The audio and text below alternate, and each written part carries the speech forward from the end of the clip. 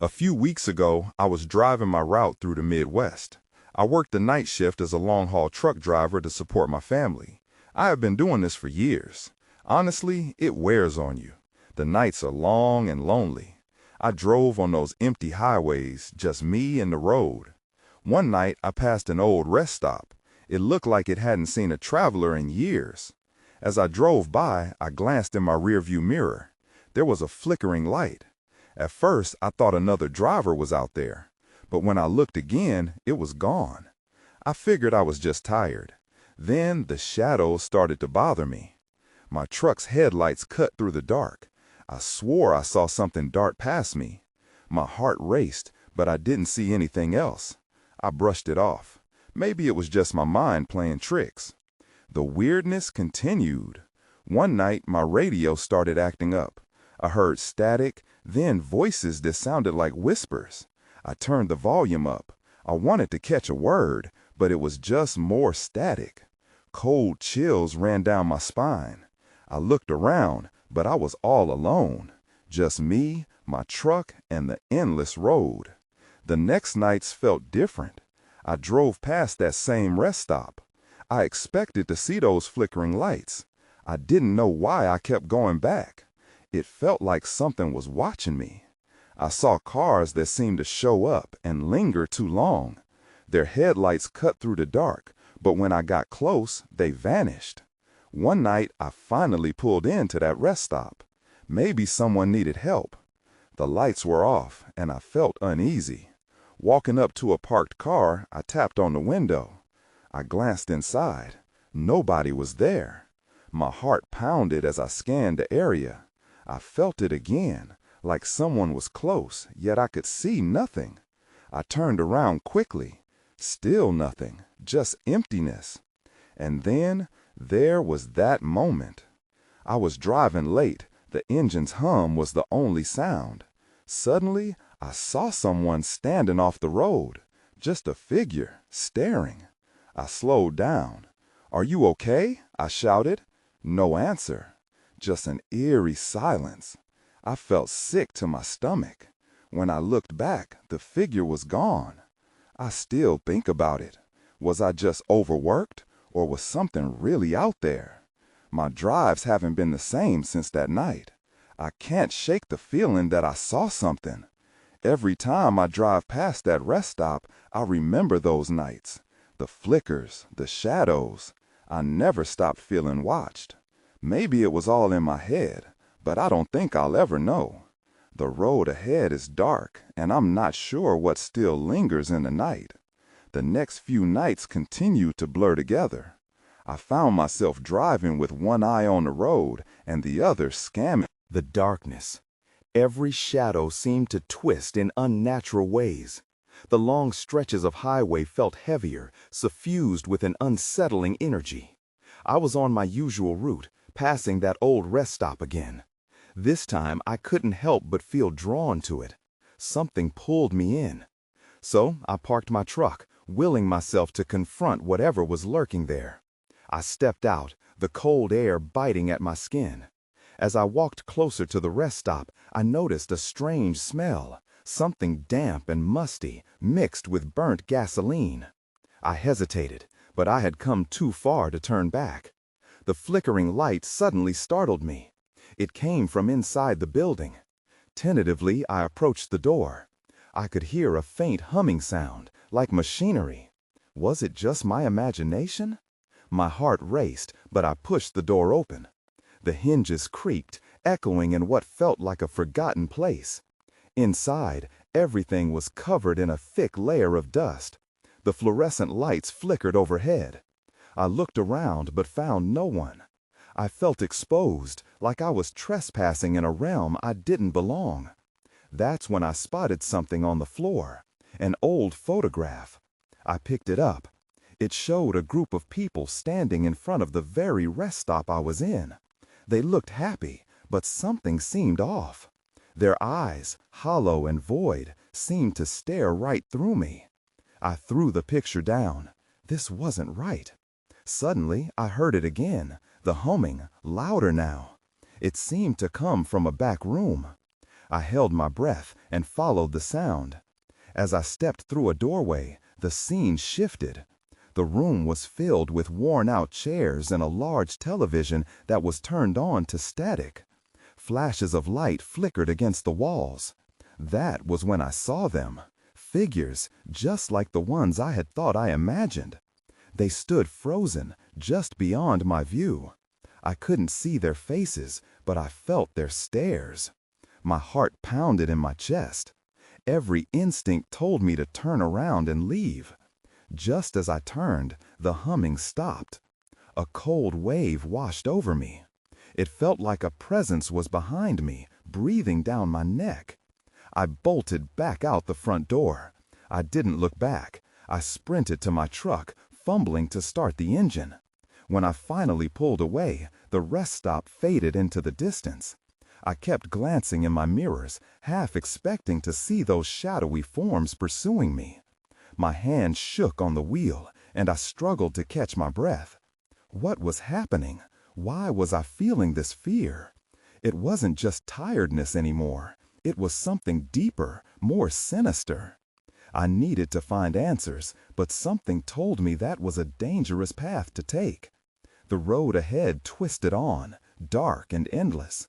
I felt as if I had stumbled into something that should remain buried. Who were those figures? What had I uncovered? The questions nagged at me, and I wasn't sure how much longer I could ignore them. I couldn't shake the feeling that something was off. The rest stop haunted my thoughts. The hollow eyes of those figures wouldn't leave me alone. Days passed, and I tried to go about my routine, but every time I drove the highway, I felt the pull back to that location. Finally, I gave in. I set out one more time, nerves tight in my chest. It felt futile, but I needed answers. The memory of that photograph taunted me like a whisper in the dark. The world outside my truck was still, but the hum of the highway filled the silence. When I arrived at the rest stop, the night was thicker than I remembered. The flickering light remained, casting eerie shadows that danced across the wall. Deep down, I wondered if I was making a mistake. But I had come this far. I stepped out again, the chill wrapping around me. This time, I pushed the door open more carefully. The familiar musty scent welcomed me. I paused, listening closely. The humming was back, a low thrum that vibrated beneath my skin. It seemed to come from the same back room. I hesitated, recalling how I had run last time. But I needed to confront whatever it was. I walked deeper into the rest stop, the air feeling charged. The flickering lights cast unsettling patterns on the wall, resembling fleeting faces. I arrived at the room where I'd spotted those figures. This time, the static on the television was louder. That's when I saw it, a glimmering object on the floor. I picked it up, an old key, rusted and heavy in my palm. The humming grew louder in response, bordering on a low growl. My heart raced as pieces began to fall into place. Could this be the key to understanding everything? I could sense it, an electric connection between the object and the darkness around me. But just as I contemplated my next move, the door behind me slammed shut. A wave of panic surged through me. I dashed to the door, but it wouldn't budge. I pounded on it, cold sweat forming on my brow. The humming intensified, reverberating through the room. Shadows began to swirl around me, and I felt the familiar sensation of being watched. With a surge of adrenaline, I turned to face whatever was behind me. The figures were closer now, their forms shifting and blending into the shadows. I held the key tightly, suddenly feeling it pulse against my skin. And in that instant, I realized a connection was forming. Could this key unlock something both literal and metaphorical? Was it a means of escaping, or was it a gateway to answers I wasn't ready to confront? The shadows flickered more violently, pulling at my sanity. Just then, a loud crash echoed through the room. My breath caught in my throat. A figure emerged from the chaos, a face now visible among the darkness. My pulse quickened, and everything else faded into silence. "Help me," it whispered, the voice scratching like nails on a chalkboard.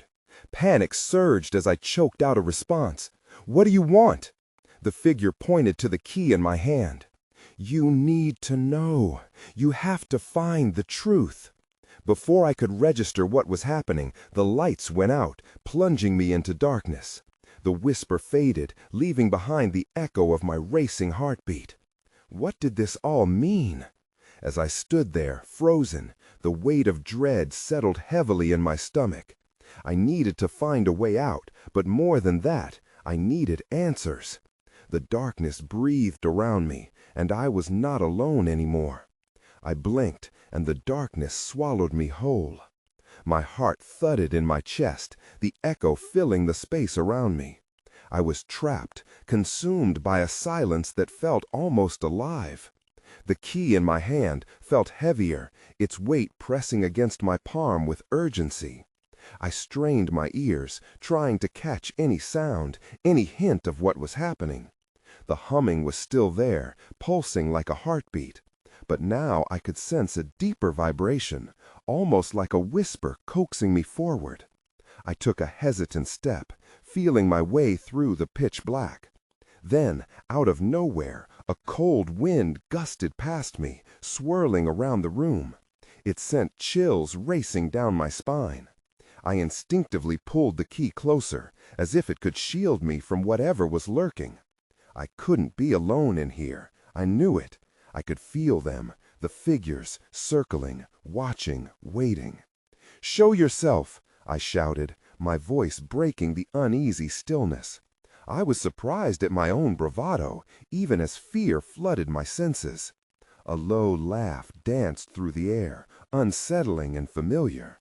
It twisted my stomach. "You called for us?" a voice crooned, echoing from the shadows. "We're here to help you." Help? I wanted to scoff at the absurdity, but there was a darker strength in that voice. I forced myself to move deeper into the room, my fingers brushing against the cold, damp wall. There had to be something here, something beyond my confusion. The shadows pulsated like a living tapestry, enmeshing around me. "Why is this happening?" I cried, the key feeling warmer in my grip. The figures materialized like fog, their shapes becoming clearer. I could see their faces now, twisted expressions, mouths drawn tight, as if they were caught between worlds. They reached out, their arms stretching towards me. "Find the truth," they all whispered in unison, a chorus that sent a quiver through my body. "It lies beyond." I swallowed hard, trying to suppress the panic rising within me. But how? "Unlock the door," one figure called out, "the key." Their hollow eyes bore into mine with an intensity that felt almost desperate. With trembling hands, I raised the key towards a dark corner of the room. An old, unmarked door loomed there, nearly invisible in the shadows, its presence practically swallowed by the gloom. I hesitated. What lay beyond? The humming grew frenzied, thrumming like a living pulse beneath my feet. The figures urged me forward, their mouths moving in frantic whispers. I moved closer, feeling the air shifted as their energy heightened. I inserted the key into the lock with a snap of metal against wood. It fit perfectly. A low gasp escaped my lips as I turned it. The lock clicked, releasing a wave of pressure that knocked me back. The door swung open, revealing a shimmering light that sliced through the darkness, illuminating the room in a surreal glow. For a moment, I stood transfixed, unsure of what to expect. Then, deep within that light, I saw something flicker, images flashing like a slideshow. Faces, places, moments lost in time. I stepped closer, the figures fading to mist behind me, as everything began to make sense. But just as clarity gripped my mind, a loud crash echoed from the outside. The haunting laugh returned, more sinister now. "You think you can escape the truth?" it taunted. I was pulled back to reality, fear flooding my senses once more. With my heart racing, I understood. The key didn't just unlock the door. It opened a pathway to confront everything I had buried deep inside. What had I just uncovered, and was I ready to face it? The light pulsed from the open door, beckoning me to step through. I felt an irresistible pull, but my mind raced with doubt. What if that light revealed more than I was ready to confront? I glanced back at the figures, now mere silhouettes, fading into the darkness, and I felt an unexpected pang of loss. Who were they?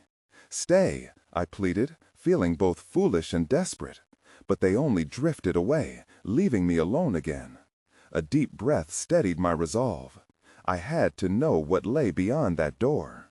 I stepped forward, half expecting to feel the chill once more. Instead, warmth enveloped me as I crossed the threshold, almost like an embrace. The room beyond was bright, filled with swirling mists of color. I couldn't quite grasp the shapes taking form, but they felt familiar.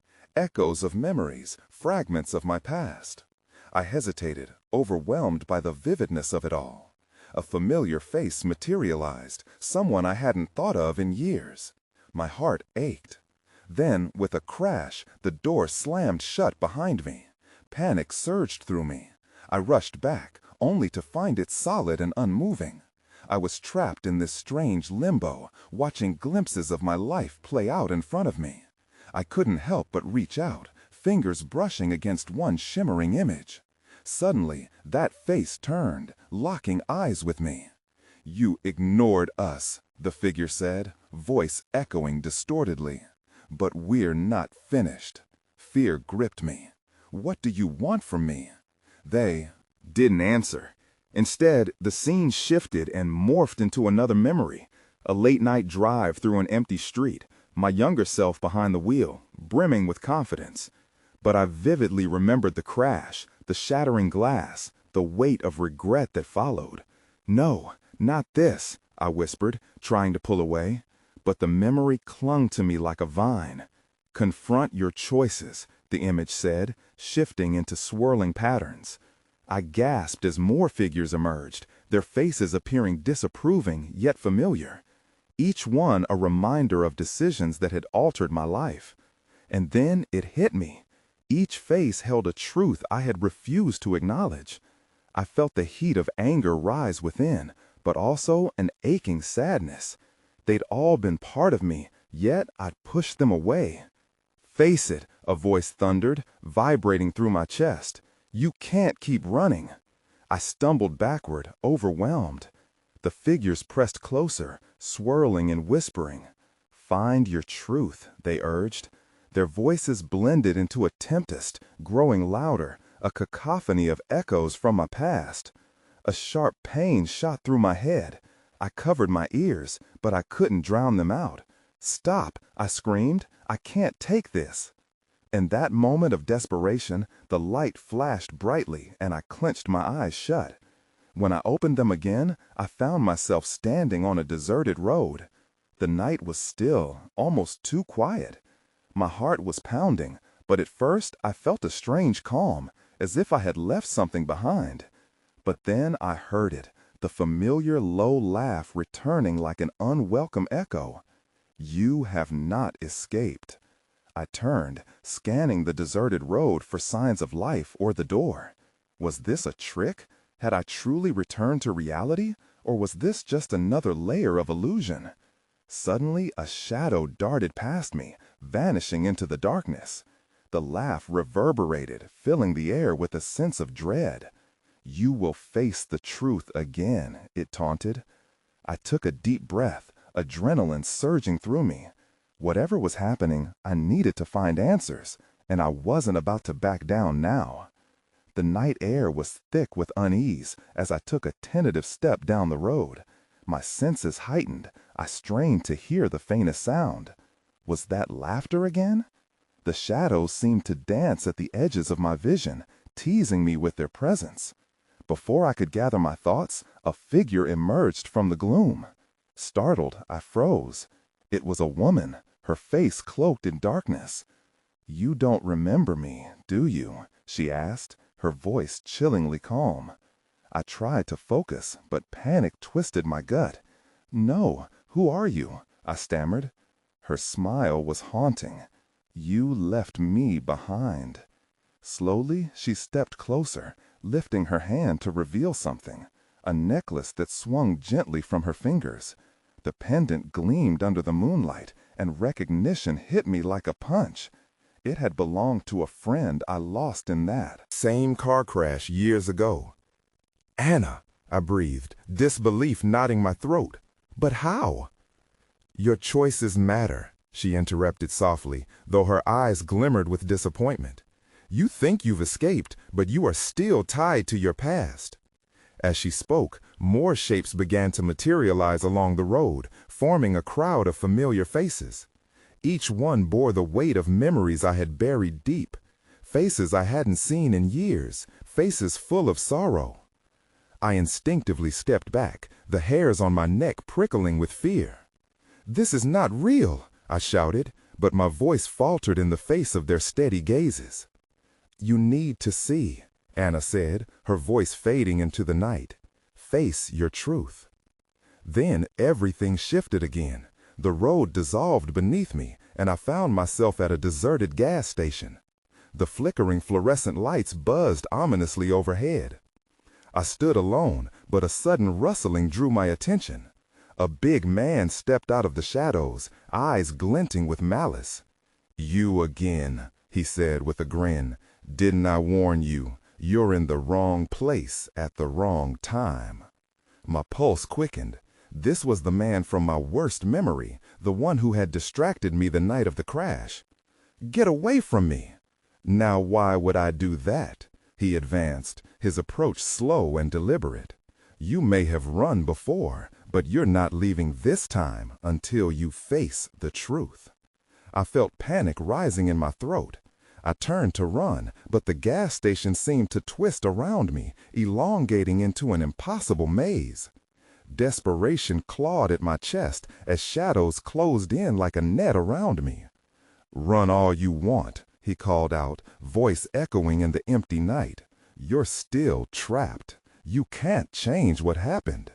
Shoving against the panic, I darted toward the nearest door. It swung open, just like the first door. Another light flooded my vision. For a moment, I hesitated, uncertainty freezing me in place. That was when I saw it, a figure standing just inside the door, waiting for me. A sense of recognition rushed through me. I had to decide. Without looking back at the man, I charged through the doorway, no longer caring what awaited me inside. I stumbled into the room, my heart pounding in my ears. The air inside was cooler, almost refreshing, but it felt different, charged with an odd energy. The figure waiting for me was clearer now. It was a young boy, not much older than 10, with wide eyes that looked both innocent and haunted. "Why did you come here?" he asked, voice trembling. I don't know," I stammered. The boy reminded me of someone, but I couldn't place it. "Where am I?" "Where you need to be," he replied, stepping back into the shadows. "You have to remember." Suddenly, the room around me shifted again. Instead of the dimly lit space, it morphed into an old classroom, complete with wooden desks and faded posters on the walls. I recognized this place. This was my school. The boy was still there, and now he pointed to the front of the room. "Look!" I turned to see a scene unfolding before me. It was a memory from that last year, my friends laughing together, a birthday celebration. But in the corner, I saw myself sitting alone, an emotional void in a vibrant scene. Guilt washed over me, the laughter fading as shadows crept closer. I had been so lost in my own thoughts that I hadn't seen how lonely I had become. A voice broke through my reverie. "You ignored us," the boy said, his tone sharper now. "You ignored everything for your selfish choices." "No, that's not true," I argued, but I could feel the weight of the words. The laughter faded away, and the room darkened. "Why did you abandon us?" he pressed, his gaze piercing through me. "I didn't abandon anyone," I protested, but my voice felt hollow. The guilt coiled tighter around me. Before I could respond, the classroom faded back into the gas station. The big man was there again, looming over me like a storm cloud. "Back to the beginning. You still don't understand, do you?" I backed away, panic rising again. "What do you want from me?" "Face it," he growled, stepping closer. "You need to understand what you lost." Then I felt something cold in my pocket. Without thinking, I reached for it. My fingers closed around the pendant I had lost.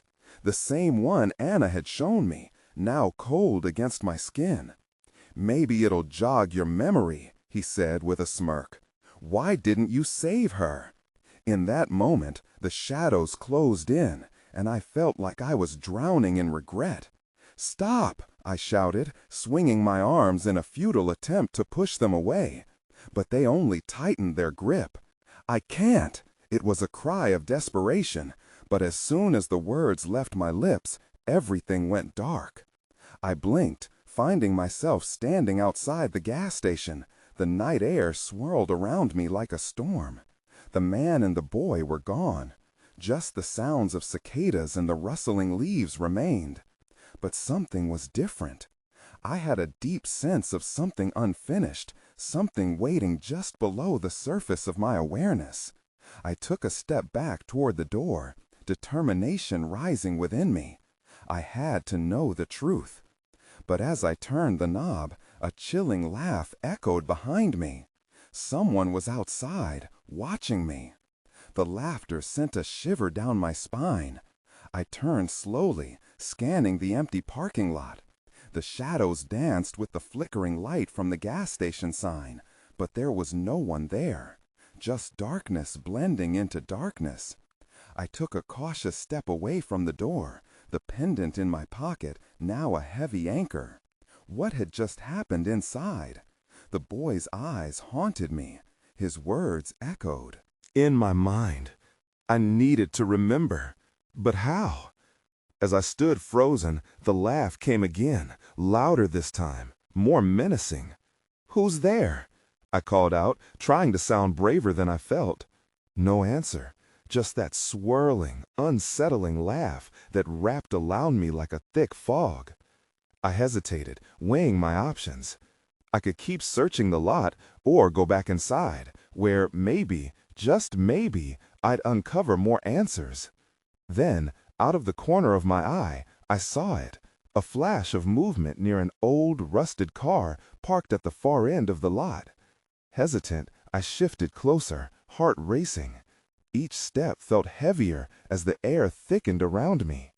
"Hello?" I said again, straining to see beyond the inky blackness. There was no response, but my instincts screamed to turn back. Just as I was about to retreat, the figure emerged from the shadows. It was a woman, dressed in a long coat that billowed as she walked. Her face was obscured by a wide-brimmed hat, but her eyes glinted in the low light, eerily familiar. I knew those eyes, or at least I thought I did. "Are you looking for something?" she asked, her voice soft but haunting. I'm not sure," I stammered, feeling unsteady again. "Who are you?" She stepped closer, her features coming into focus. That voice, the clarity of her presence, it struck a chord deep within me. "You need to find what you lost," she urged, almost pleadingly. "You can't run away from it." "I didn't lose anything," I shot back, the frustration boiling over. "I was right here." But as the words left my mouth, I felt a wave of uncertainty rush over me. The laughter echoed again, more chilling this time, mixing with the overwhelming sense of déjà vu. "No, you weren't. You turned your back," she said, shaking her head. With that, the air shifted, and the laughter morphed into a sound I recognized, my own voice, echoing in distress. I clutched the pendant tightly, the cold metal digging into my palm. "Where am I?" I asked, desperation creeping into my tone. "In the space between memories," the woman said, her eyes piercing into mine. "You need to confront what happened." I swallowed hard, the weight of my past pressing down on me like a lead blanket. I wanted to argue, but her gaze made me reconsider. Maybe she was right. Maybe the answers lay buried in the rubble of my unanswered choices. Suddenly, a loud clanging noise struck me from the direction of the gas station, jolting my attention. "What was that?" I blurted out, fear twisting my gut.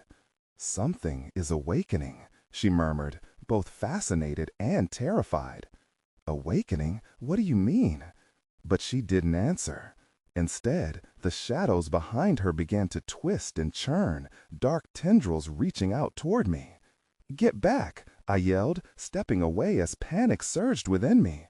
But as I turned to run, I realized too late that the darkness was closing in.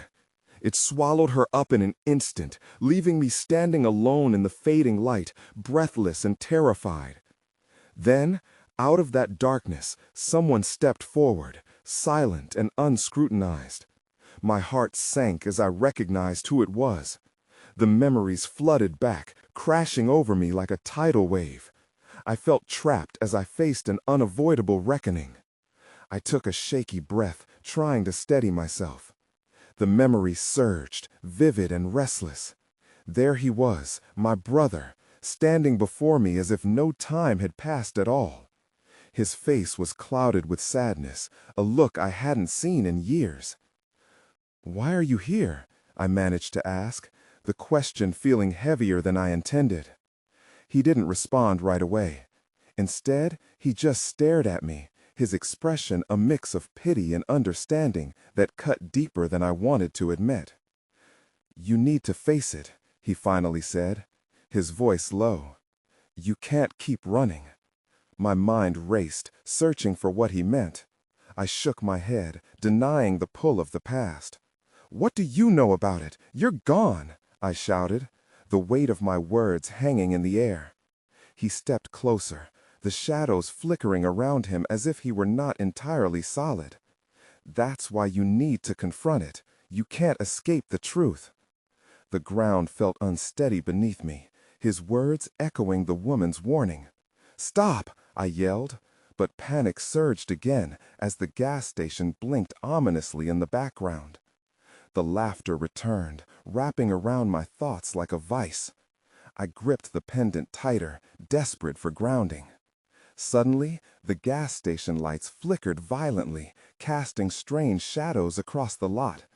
I could sense the shadows shifting, watching, waiting. Fear clawed at my chest, but I couldn't look away from my brother. "What happened?" I whispered, barely able to voice the question. He glanced toward the gas station as the lights began to flicker faster. "It's time to remember," he urged, as if he were caught between worlds. "You need to go inside." Before I could respond, a new sound filled the air, a low, guttural growl that sent chills cascading down my spine. I turned my head sharply toward the gas station, a knot of dread forming in my stomach. "It's not safe," I murmured, panic rising. "That's where the answers are," he insisted, his voice barely audible over the rumbling noise. "You need to face them all." Something shifted in the darkness, a figure blurring into view behind him. My heart raced as I reached out, but my brother seemed to dissolve into mist just as my hand closed down. I was left standing alone again, the weight of his warning pressing against my chest. In that moment, my breath hitched as the darkness morphed into a shape. It was another figure, but this one felt different. The menacing growl intensified, a deep rumble that resonated from the shadows. My instinct screamed at me to flee, but the pull of the gas station was too strong. I glanced back toward the door, heart pounding. Could I really go inside, or was I stepping into a trap? I took a tentative step forward, toeing the threshold of the unknown. Just then, I froze. Against the flickering light, I saw a flash of something shiny on the pavement. I blinked, fighting the urge to panic as I bent down to examine it. That's when I saw it. A photo, edges frayed, revealing a face I hadn't wanted to see. My breath hitched as the world around began to fade, and I was left with only questions pulling me into the darkness. I stumbled backward, heart racing, clutching the photo as if it contained the answers I so desperately sought. It was my old friend, her smile captured in that fleeting moment of joy, oblivious to the tragedy that would follow. Memories flooded my mind, and I felt the sharp edge of guilt cut through me again. "Why did you leave?" The shadowy murmur echoed in my head, blending with the growl that reverberated from the depths of the gas station. My instincts screamed to run, but I couldn't tear my gaze away from the photograph. As I stood there, the laughter returned, more menacing, swirling around me. In a moment of clarity, I realized what I had to do. I couldn't escape the past any longer. It was time to confront the truth. With shaking hands, I shoved the photo into my pocket and moved towards the gas station, each step heavier than the last. The flickering lights felt like a beacon, both inviting and threatening. I pushed through the door, the low hum of static embracing me like a shroud. Inside, the familiar musty smell wrapped around me, but it was charged with urgency. The shadows shifted and swayed, whispering from every corner. "Face the truth," they seemed to chant. I swallowed hard and moved deeper into the gas station. The walls felt alive, pulsing with energy. The television flickered, casting random images, flashbacks of a life I had buried beneath regret. I glimpsed a sliver of light spilling from a doorway in the back, the only passage that felt both ominous and promising. As I approached the door, I felt the heaviness of the shadows pressed against me, their voices entwining with my thoughts. "What are you afraid of?" they taunted, their whispers clawing at my sanity. "Enough!" I shouted, pushing the door open. The room on the other side was dimly lit, the air thick with dust. I felt a chill as I stepped inside. In the center was a small table with an old leather-bound journal lying open. I hesitated, but something drew me closer. I could sense it, the backlash of choices made in haste, lives impacted by a single moment. As I flipped through the pages, the words blurred, spiraling into a frenzy of sorrow. They were filled with names, each one a piece of my past, a time when choices didn't seem to matter until they did. My heart sank at the final entry. I didn't mean to leave them behind. The words felt like a weight on my chest. Above me, the lights flickered violently as the growl intensified. Shadows closed in, threatening to overtake me. "Face them," a voice boomed, echoing like thunder. "You can't deny it any longer." Just then, the door crashed shut behind me. In a panic, I turned to find my brother's figure standing there, eyes filled with urgency. "It's not too late," he urged, but his voice felt distant, lost in the chaos. "Help me," I gasped, feeling the room constrict around me. His expression softened, but he didn't move to assist. Instead, he simply gestured back toward the journal. "You're the only one who can face this."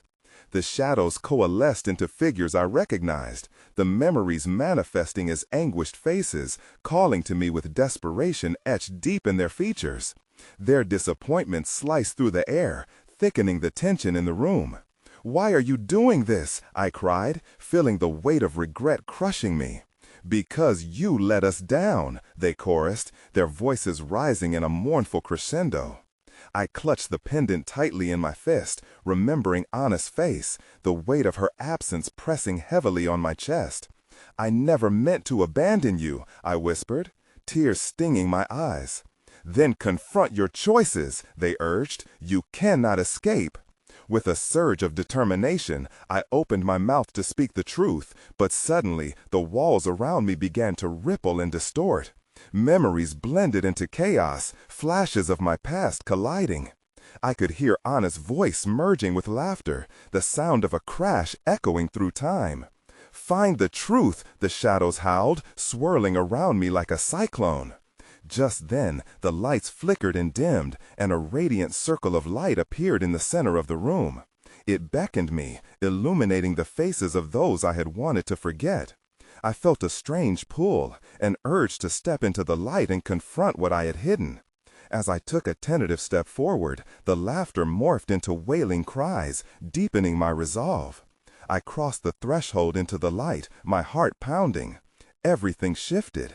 I was back at the scene of the crash, my hands gripping the steering wheel, the screams still echoing in the background. Time slowed, and I felt every moment pressing down on me until I could hardly breathe. "Stop!" I cried out, my voice raspy. "I need to remember."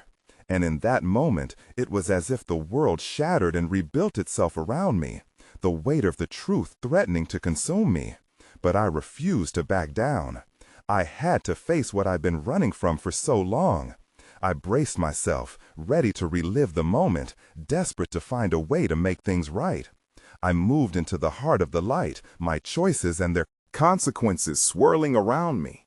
But as I stepped into the glare, everything went dark once more. I felt weightless, lost between worlds, a liminal space where the past and present collided. And in that silence, I realized the truth had been waiting all along, just beyond the edge of memory. What would it reveal? I was terrified yet exhilarated. This was not the end, it was just the beginning of understanding. I had not escaped, but faced a deeper connection I didn't yet grasp. As the darkness began to fade, I still couldn't tell if what I encountered would reshape my future or simply remain a haunting reminder that lingered, unanswered and unresolved.